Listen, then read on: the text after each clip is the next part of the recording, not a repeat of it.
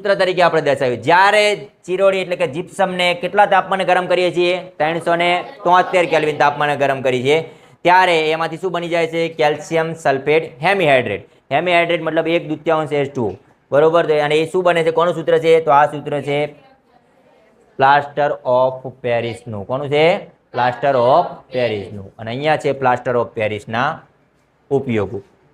હાડકાં સીધા કરવા માટે ખોખરા કરવા માટે નહીં હો રમકડાની બનાવટ માટે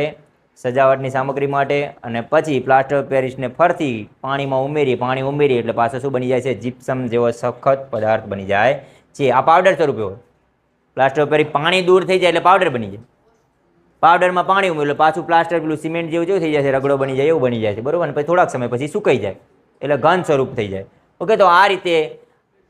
આ પ્રમાણે પ્લાસ્ટર ઓફ પેરિસનો ઉપયોગ થાય છે આપણા ચેપ્ટરની અંદર અહીંયા ફિનિશ થાય છે